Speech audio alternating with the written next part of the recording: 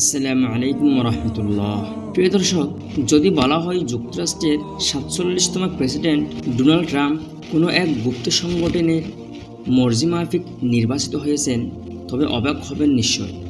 এর আগে George Bush ও Barack Obama আর জো বাইডেনের মতো প্রভাবশালী নেতারাও এই অদৃশ্য সংগঠনের হাতের ইশারায় তাদের শাসন কার্য পরিচালনা করেছেন। এতেও তো অবাক না হয়ে পারবেন না। শুধু কি রাজনীতিবিদরা, বিশ্বের বড় বড় ধনকুব ব্যাংকার, ব্যবসায়িক খেলোয়াড় আর নামিদামি তারকারাও উদ্বাস করেন এই সংগঠনের কথায়। মাত্র ৫ জন সদস্য নিয়ে যে সংগঠন একান্ত নীরবে নিবৃতে যাত্রা শুরু করেছিলেন। বিশ্বের প্রতিটি কোনায় কোনায় আজ তাদের এমন সব অনুসারী যারা নিয়ন্ত্রণ করছে পুরো বিশ্ব। কি বিশ্বাস হচ্ছে না? চলুন আপনাদেরকে ছোট্ট একটা অ্যানিমেটেড শর্ট ফিল্মের কিছু অংশ দেখিয়ে আসি। ২০১২ সালে নির্মিত এই কানাডিয়ান ফিল্মে দেখানো হয়েছে কিভাবে এই গোষ্ঠী জর্জ ডব্লিউ বুশ আর বারাক ওবামাকে নিয়ন্ত্রণ করছে, কিভাবে তাদের ষড়যন্ত্রে টুইন টাওয়ার ধসে পড়েছে। দর্শক, সম্ভব হলে ফিল্মটি একবার দেখে নেবেন। এবার আসুন, কি সেই গুপ্ত সংগঠন, কে বা কারা এর প্রতিষ্ঠাতা আর সদস্য, এবং কি বা তাদের কাজ, বিষয়গুলো জানার চেষ্টা করি আমরা। এতক্ষণ যে গুপ্ত সংগঠনের কথা বলছিলাম তার নাম ইলুমিনাতি। ১৭৭৬ সালের ১ মে জার্মানির বাভারিয়াতে অ্যাডাম ওয়াইসহাউট সংগঠনটি প্রতিষ্ঠা করেন, যিনি ইংলিশটার বিশ্ববিদ্যালয়ের ক্যাথলিক চার্চ আইন বিভাগের অধ্যাপক ছিলেন। অ্যাডাম তার ৪ জন ছাত্রকে নিয়ে যাত্রা শুরু করেন। যাত্রার সময় সেই সংগঠনটির নাম রাখেন বুন্ডাপেরে, কিন্তু নামটি বেশ অদ্ভুত হওয়ায় ১৭৭৮ সালের এপ্রিল মাসে নতুন নাম রাখেন ইলুমিনাতি। প্রথম দিকের লক্ষ্য ছিল কুসংস্কার, অস্পষ্টতা জনজীবনে, ধর্মীয় প্রভাব এবং রাষ্ট্রীয় ক্ষমতা অপব্যবহারের বিরোধিতা করা।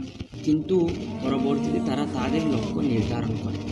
সারা বিশ্বে এক শাসন ব্যবস্থা, সারা বিশ্বে একজন নেতা, সারা বিশ্বে এক সরকার, সারা বিশ্বের এক মুদ্রা এবং সারা বিশ্বের এক ধর্ম, তারা তাদের সাধারণ বিধিতে লিখেছিল। অন্যায়ের প্রবর্তকদের ষড়যন্ত্রের অবসান ঘটানো, তাদের উপর কর্তৃত্ব না করে তাদের নিয়ন্ত্রণ করা। কিন্তু সমাজ ও জাতির জন্য হুমকিস্বরূপভাবে রোমান সাম্রাজ্যের অধীনস্থ বাভারিয়ার তৎকালীন শাসক চার্লস থিওডর তার শাসিত অঞ্চলের সকল গুপ্ত সংগঠন নিষিদ্ধ ঘোষণা করেন। ১৭৮৫ সালের ২ মার্চ এই নিষেধাজ্ঞা আরোপ হয়। অ্যাডাম পালিয়ে যান, আর ইলুমিনাতির প্রচুর গোপন নথিপত্র সরকারের হাতে এসেছে এবং ২ বছর বাদে সরকার সেগুলো প্রকাশ করে দেয়। বিশ্ব প্রথম জানতে পারে ইলুমিনাতির গভীর ষড়যন্ত্রের কথা। ইলুমিনাতির প্রতীক হিসেবে প্রথমে পেশাকে বেছে নেওয়া হয়। এছাড়াও পিরামিড, একসুক, রক সাইন, এসব কিছুই ইলুমিনাতির প্রতীক। একসুক বলতে এখানে দাজ্জালকে বোঝানো হয়েছে, কারণ দাজ্জালের অপেক্ষায় প্রতিনিয়ত প্রহর গুনছে তারা। এজন্য তারা সকলে অপলোক নেত্রে চেয়ে আছে পিরামিড আকৃতির ত্রিভুজের দিকে। আমরা সবাই জানি দাজ্জাল পৃথিবীতে আসবে কিয়ামতের আগে। পৃথিবীর সবচেয়ে বড় ফেতনা হবে দাজ্জাল। মুসলিম জাতি যেন বিনা সংকোচে দাজ্জালের দলে অন্তর্ভুক্ত হয়ে থাকে, প্রভু হিসেবে মেনে নেয়। এটাও তাদের অন্যতম এক এজেন্ডা। আবার অনেকের মতে তারা বিশেষ এক দর্শনে বিশ্বাসী এবং সমাজে সেই দর্শন ছড়িয়ে দেওয়ার জন্য প্রতিনিয়ত কাজ করে যাচ্ছে। ধারণা হয় বিশ্বের নেপোলিয়নের ওয়াটারলু যুদ্ধের ফলাফল, দ্বিতীয় বিশ্বযুদ্ধ, আমেরিকার প্রেসিডেন্ট কেনেডিয়ার গুপ্ত হত্যা, হাল আমলেও পুরো হলিউড ইন্ডাস্ট্রি আর বিশ্বের সুপার পাওয়ার গোষ্ঠী ইলুমিনাতির দখলে। মাইকেল জ্যাকসন থেকে অ্যাঞ্জেলিনা জোলি, বিল গেটস থেকে লিওনেল মেসি, ভ্লাদিমির পুতিন থেকে নরেন্দ্র মোদী, কে নেই এই তালিকায়? তাদের গাড়ি ইলুমিনাতির বিভিন্ন সিম্বলগুলো হরহামেশাই ব্যবহার করেন।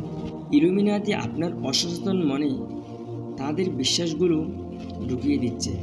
আধুনিক কালের কেউ কেউ মনে করেন ইলুমিনাতি পুরো বিষয়টি একটি কল্পনা মাত্র। বাস্তবে এর যেহেতু কোনো প্রমাণ নেই, সেহেতু বিশ্বের রাঘব বোয়ালদের সাথে এর যোগসাজশের কোনো প্রশ্নও আসতে পারে। কিন্তু প্রত্যক্ষ যোগসাজশের প্রমাণ পাওয়া না গেলেও বিশ্ব পরিচালনা, খেলার মাঠে, সঙ্গীত জগতে গ্রুপের নির্দিষ্ট কিছু চিহ্নের সচেতন মহল দেখতে পান, তখন বিশ্বের সকল ভূরাজনৈতিক কার্যক্রম ইলুমিনাতিরা পরোক্ষভাবে নিয়ন্ত্রণ করছে কিনা প্রশ্নটি আপনাদের কাছে রেখে গেলাম।